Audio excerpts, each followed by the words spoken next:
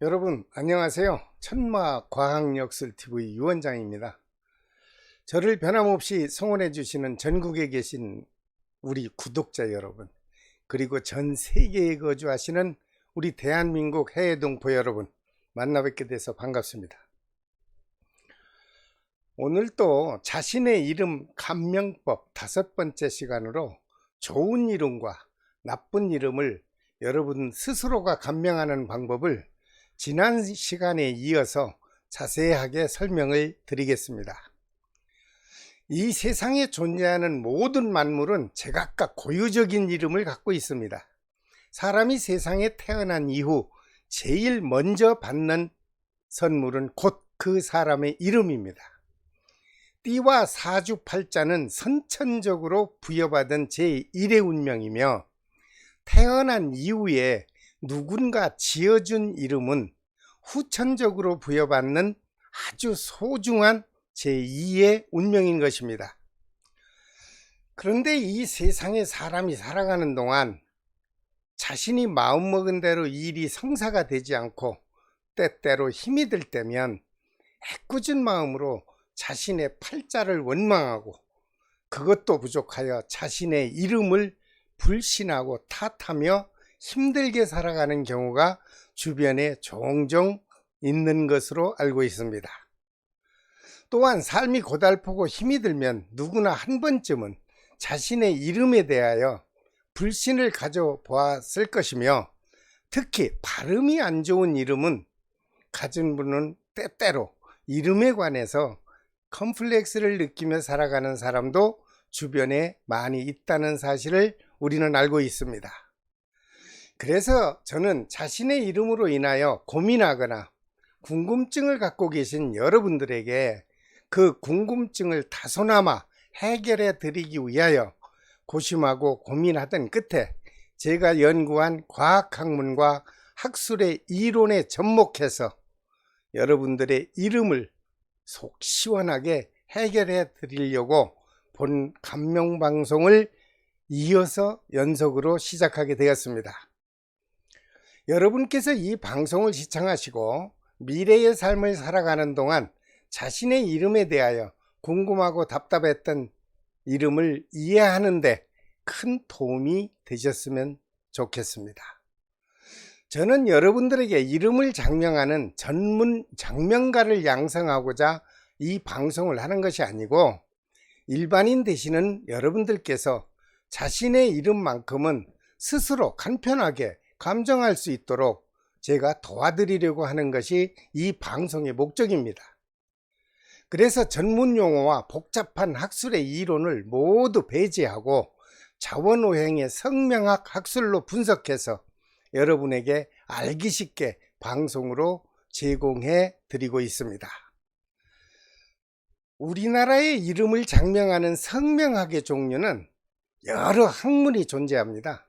저는 현재 장명하시는 장명 전문가분들이 제일 많이 응용하고 또 사용하고 있는 자원오행의 학술과 그 학문을 인용하여 여러분들의 이름을 스스로 감정하는 데 도움을 드리겠습니다. 자신의 이름에 불만이 있거나 이름이 잘못 장명됐다고 생각하시는 분은 이 방송을 끝까지 시청해 주시고 제가 제공하는 대로 따라서 움직여 주시기를 바랍니다. 절대 어렵지 않습니다. 누구라도 쉽게 할 수 있습니다. 맨 먼저 여러분들의 호족에 등재된 본 성씨와 이름을 여러분들이 백지우에 한번 써보십시오. 그리고 그 한문의 이름의 획수를 뽑으십시오. 참고로 이름의 글자 획수는 대법원에서 지정한 인명사전에 기록된 획수이어야 정확도가 나옵니다. 여러분 준비되셨나요? 그렇다면 자신의 이름을 감정하기 위해서 꼭 알아야 되는 단어의 명칭이 있는데 그 종류는 4가지로 분류합니다. 여러분 잠깐이라도 이 도표를 한번 보십시오. 여기에서 보면 원격이라는 용어가 나옵니다. 그 원격이라는 것은 첫 번째 용어로서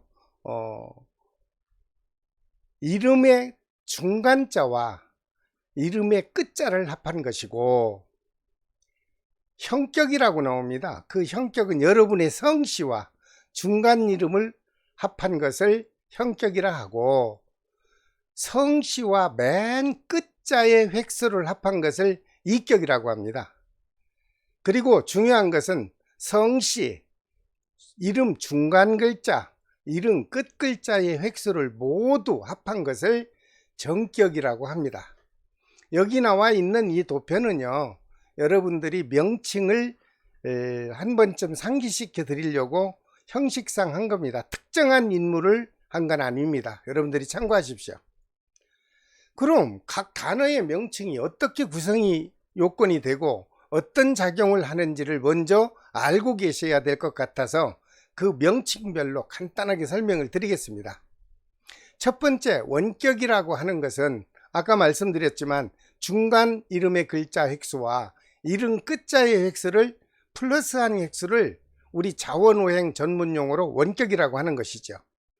그렇다면 이 원격이라는 명칭은 그 사람이 살아가는 동안 이름으로 인해서 어떻게 작용을 하는지 한번 알아볼까요?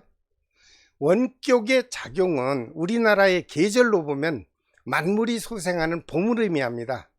사회적인 형성 과정은 인간의 기본적 도리의 인성의 과정을 형성하는 아주 초년기의 시기로 해석이 됩니다.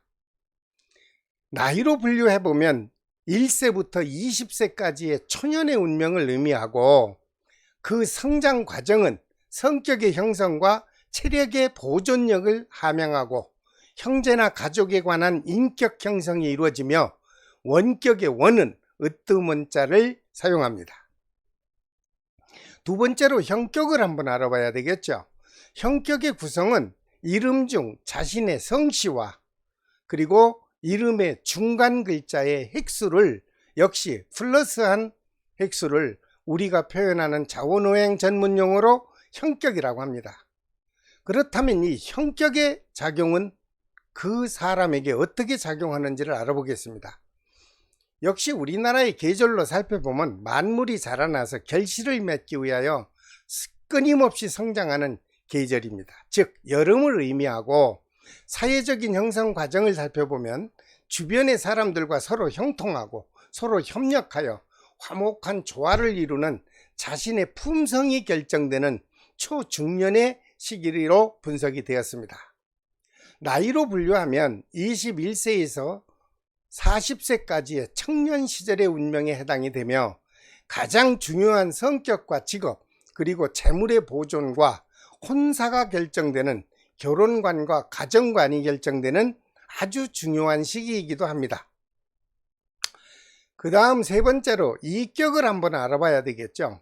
이격의 구성은 이름 중 자신의 성씨의 이름의 획수와 끝 글자의 획수를 플러스한 획수를 자원오행 우리 학술의 용어로 이격이라고 합니다. 그렇다면 먼저 이격이라고 하는 명칭은 그 사람이 살아가는 동안 어떤 작용을 할까요? 역시 우리나라의 사계절로 보면 가을을 의미합니다. 만물이 어우러져 결실을 맺는 시기로 아주 중요한 시점에서 작용하는 작년의 시기로 분석이 되었습니다. 나이로 분류해 볼까요?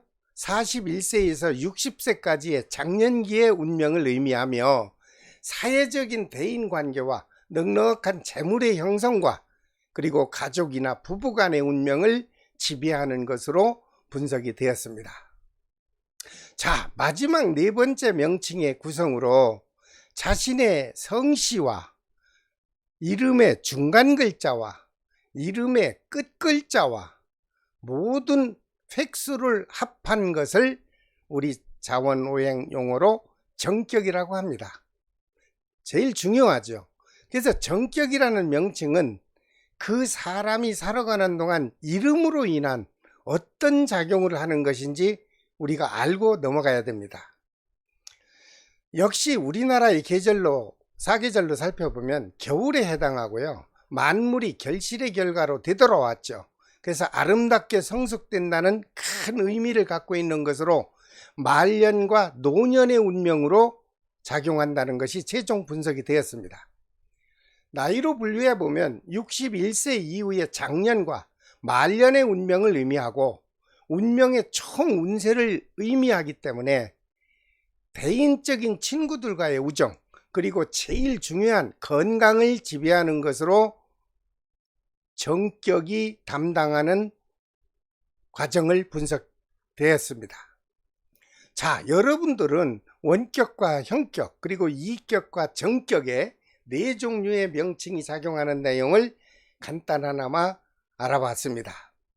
이제부터 여러분의 이름이 좋은 이름인지 나쁜 이름인지를 감명하시려면 다른 명칭은 모두 다 버리십시오.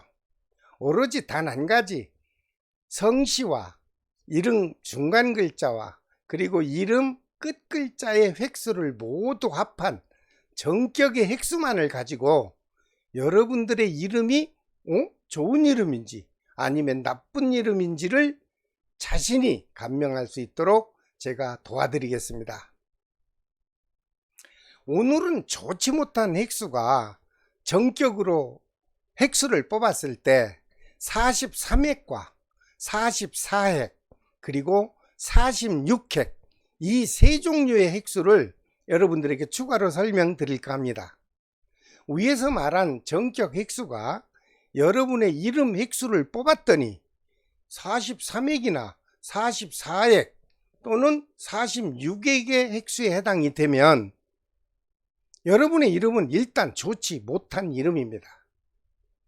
그렇다면 왜 이 세 가지의 획수가 안 좋은 이름인지 그 내용을 알아야 여러분들이 이해가 가지 않겠습니까? 그래서 여기서 중요한 것은요, 1차에서도 설명드린 네 종류의 나쁜 획수 보셨죠? 두 번째에서도 네 종류를 말씀드렸습니다. 세 번째에서도 네 종류를 말씀드렸고 네 번째에서도 말씀을 드렸어요. 그래서 16종류를 다 말씀드렸는데 오늘은 세 종류의 획수에 설명을 드립니다. 그래서 오늘까지 19 획수에 해당이 안 되면 여러분들의 이름은 원만하게 장명이 되었고 그저 나쁘지 않고 좋은 이름이라고 생각하시기만 아무 이상이 없습니다. 그렇다면 오늘 설명드리는 좋지 못한 획수 43획에 해당되는 이름은 그 사람이 살아가는 동안 이름으로 인하여 어떤 작용을 하기에 좋지 못하다고 하는 이름일까요? 우리 전문용어로 산재격이라 하여 일시적으로는 행복한 듯 하나 내적으로는 항상 곤고하고 정신이 혼란하게 산재의 파란을 겪고 산다는 것입니다. 특히 겉은 화려하고 좋아 보여도 실속이 없고 주변 사람들로부터 손재수와 각종 이용을 당하며 살아간다는 불이익이 있다는 것입니다. 그렇다면 오늘 또 소개하는 44획수의 정격을 가진 사람의 이름은 이름으로 인해서 어떤 작용이 일어날까요? 우리 자원의학의 전문용어로 파멸격이라 하여 일생 동안 고뇌으로 평탄하게 살아가지를 못하며 성공을 했다 하더라도 순식간에 파멸할 수 있다는 것이 안 좋은 해석으로 분석이 되었습니다. 특히 지병으로 몸이 아프거나 갑자기 돌발적인 사고가 도사리고 있으며 그로 인하여 단명을 할 수 있다는 좋지 못한 내용으로 분석이 되었습니다. 오늘 중에 마지막 46획수의 정격을 가진 사람의 이름은 사람이 살아가는 동안 이름으로 인하여 어떤 작용이 될까요? 역시 자원오행의 전문용어로 부직격이라 하여 이런 이름을 가진 사람은 자립성이 어렵고 모든 일이 허무한 결과로 항상 답답함과 자탄함을 거듭하는 아주 불길한 획수로 분석이 되었습니다. 또한 병약, 즉 몸이 아프거나 고독함으로 일생을 살아가며 홀로 여생을 살아가는 좋지 못한 획수로 분석이 되었습니다. 여러분, 오늘은 43획과 44획 그리고 46획에 해당이 되는 세 종류의 나쁜 정격 핵수를 설명드렸습니다. 여러분, 이 방송을 시청하셔도 혹시 여러분 자신의 이름을 만족스럽게 감명할 수가 없다, 그래서 나는 직접 이름을 감명받고 싶다 하는 분은 유료로 신청을 해 주십시오. 감명비는 어쩔 수 없이 아주 저렴하게 1인 3만원이며 신청하시면 그 접수 수순에 의하여 차례로 답변을 드리고 있습니다. 자, 오늘은 이름의 핵수 총 81개의 종류 중에서 나쁜 핵수에 해당하는 세 종류의 정격 핵수를 추가로 영상으로 올려드렸습니다. 여러분 자신의 이름을 감명하시는데 조금이나마 도움이 되셨습니까? 동영상 한 번 보시고 아직은 내가 정확하게 감정하는데 도움이 안 되셨다면 본 동영상을 리플레이 하셔서 2번, 3번 한번 보십시오. 그러면 여러분들이 여러분들 스스로의 이름에 대해서 정확하게 획수에 해당이 안 되면 좋은 이름이고, 이 제가 올려드린 나쁜 획수에 해당이 되면 여러분 이름은 일단 안 좋은 것이라고 생각을 하시고 사후 처리를 받으시면 됩니다. 자, 다음 시간에도 또 다른 81종류의 정격 핵수 중에서 나쁜 핵수 종류 3종류나 4종류를 또 추가로 올려드리려고 자세히 설명을 해드릴까 합니다. 여러분, 계속 이어지는 감명 방송을 꾸준하게 시청하시려면 기존 구독자 말고 새로 들어오신 분들에 한해서 구독과 알림을 지정하시고, 그리고 가까운 지인들과 많은 공유를 부탁드립니다. 그런 다음에 연속으로 진행되는 자신의 이름 감명법과 아니면 제가 과학역술의 학문을 인용하여 수많은 역학 정보를 여러분들에게 영상으로 올려드리고 있습니다. 그것을 차례대로 시청하시려면 구독과 알림을 꼭 지정하시고 이 이름 감명법에 대해서만이라도 계속 연계하여 시청하여 주시길 바랍니다. 여러분, 끝까지 시청하여 주셔서 대단히 감사합니다. 지금까지 천마 과학역술TV 유원장이었습니다. 다음 이름 감명법을 설명할 때 또 찾아뵙겠습니다. 감사합니다. 안녕히 계십시오.